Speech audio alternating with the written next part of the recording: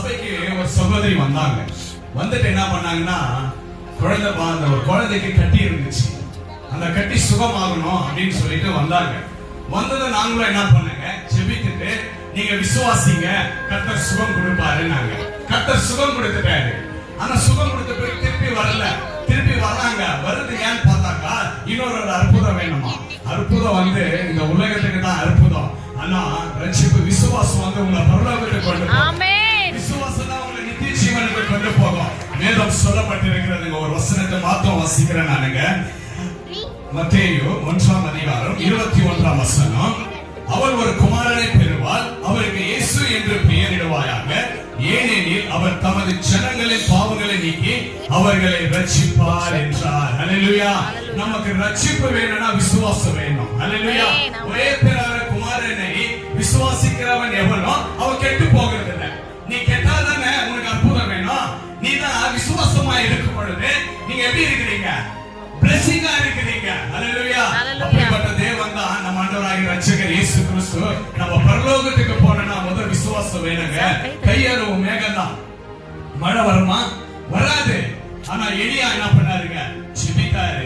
எப்படி ஜெபித்தாருங்க? விசுவாசமா ஜெபித்தாரு. பெரிய மழை ஆசீர்வாதத்தை கண்டாங்க. இன்றைக்கு நீங்களும் விசுவாசிங்க, ஆண்டவர் உங்களுக்கு அற்புதத்தை செய்வாரு. பாருங்க, ஒரு பார்வை இல்லாத ஒரு மனுஷன் எப்பவுமே ஒரு பொருளை பார்த்த பிறகுதான் ஒரு விசுவாசம் வரும்.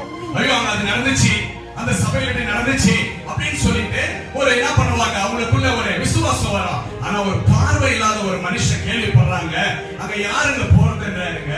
இயேசுவா, அவர் எல்லாருக்கும் சுகம் கொடுக்கிறாருங்களா அப்படின்னு சொன்ன பிறகு இயேசு கிறிஸ்து அந்த பக்கமா வழியில போகிறாரு.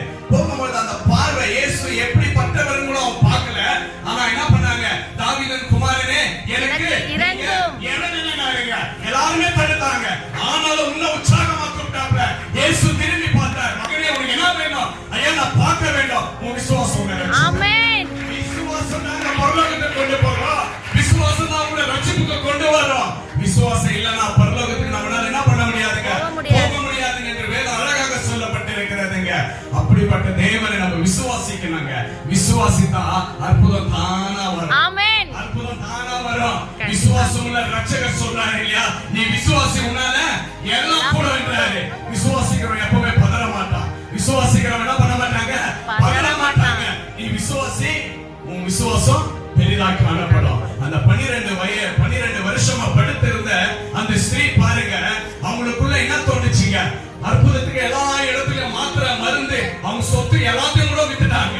ஆனா என்ன நடக்கலைங்க, அற்புதம் நடக்கல.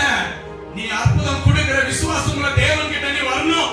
என்ன பண்ணாங்க, தேடி வந்தாங்க. ஆரிய மாத்திரை இவனுக்கு சின்ன ஒரு கையில அந்த ஆரிய தொட்டுதான் எப்படிங்க சும்மா திரும்பி பார்த்து சொல்றாரு, யார் என்ன தொட்டதுன்றாருங்க. சீஷர்கள் எல்லாம் பாக்குறாங்க, ஐயா இவ்வளவு ஜனம் இருக்கிறமே, உங்களை எல்லாரும் தொட்டிருப்பாங்க. இல்ல, என்கிட்ட இருந்து ஒரு வல்லமை புறப்பட்டுச்சுன்னாங்க. அந்த மகள் அப்படியே என்ன பண்றாங்க, பயத்தோட இருக்கும் போது, மகளே உன் விசுவாசம் ரட்சித்தது. பரலோக ராஜ்யத்தை நித்திய ஜீவனுக்கு கொண்டு போகும். ஒரே பேரான குமாரனை எவர் விசுவாசிக்கிறார்களோ அவர்கள் கெட்டு போக மாட்டீங்க. நீங்க கெட்டு போனாதான் உங்களுக்கு அற்புதம் வேணும். வியாதி வந்தாதான் உங்களுக்கு அற்புத சுகம் வேணும். ஆண்டவர் தான் உங்களை கெட்டு போகாம விசுவாசத்துல வைக்கிறாரு. போகணும்னா என்னன்னு கேக்குறாங்க, முதலாவது நீங்க விசுவாசியா? நீங்க அற்புதம் கேக்குறாங்களா? இல்ல, அற்புதம் டுடே நாளைக்கு அங்க இருக்க அற்புதம் விசுவாசம் என்னைக்குமே உள்ள கொண்டு போய் அதுதாங்க நம்ம ரட்சகராக இயேசு கிறிஸ்து. நம்ம எப்பொழுதுமே விசுவாசிக்கணும். விசுவாசம் இல்லாத ஒரு வாழ்க்கை உலகத்துல வாழ முடியாது. உலகத்துல நீங்க அற்புதத்தோட வாழலாம், பரலோக ராஜ்யத்துக்கு விசுவாசம் இல்லாம போக முடியாது. நமக்கு விசுவாசம் தான் முக்கியம். கிறிஸ்து விசுவாசி விசுவாசி விசுவாசி தான் சொல்றாருங்க.